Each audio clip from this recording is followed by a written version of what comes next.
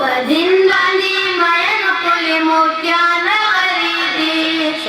दिन बांधी मैन कुल मोतियान खरीदी नंदार कुरान तालिमान खरीदी नंदार कुरान तालिमान खरीदी प्योशिम दई गुलना उस्ताजान खरीदी नंदार कुरान तालिमान खरीदी नंदार कुरान तालिमान खरीदी दिन सलरी मिना पेशी पिगंबरीदा प्रताप बिसिन की हजत बाजी कुरानी दा मलगरून हवा कुल कारियान खरीदी बिस्मिल्लाहिर्रहमानिर्रहीम अस्सलामु अलैकुम د एम पी نیوز سره مظفر شاه بچای او پیرا بیا ستاسو په خدمت کې حاضر یم ګرانو کتونکو په لنډاکی کې مدرسه کې ولاړ یو چرته چې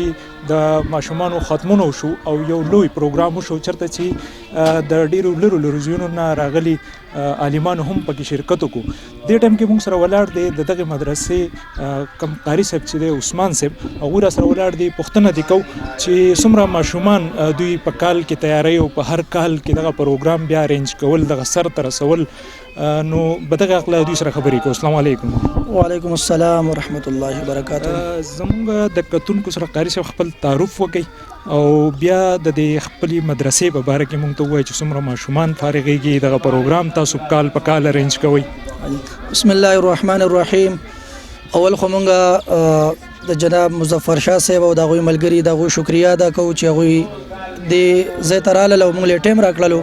او په دې بابرکته محفل کې شریک شوله زمونږ د اداره مدرسه جامعه اسلامیه دارالقرآن په دې کې شعبه قاعده ناظره حفظ سره سره د اولی درجې نه تر دریمې درجې پورې کتابونه پڑھاویږي او تقریبا 4-5 کاله شپږو پورې وشول چې دا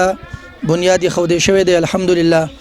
او زمونږ سره په دې کې تقریبا 100-120 طلبه مسافر دا په دې وخت کې موجود دي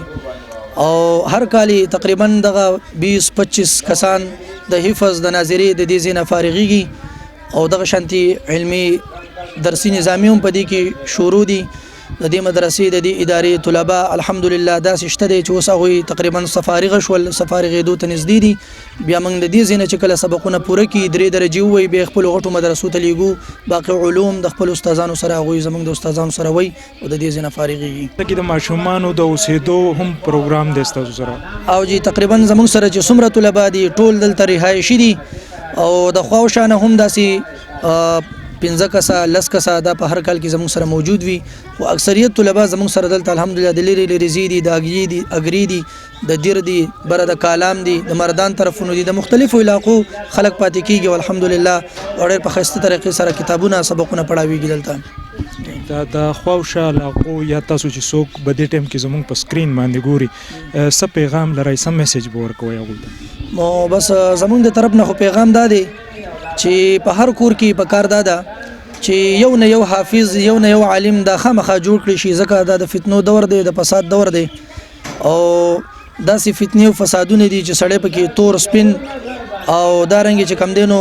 توحید او شرک دا نه پیژني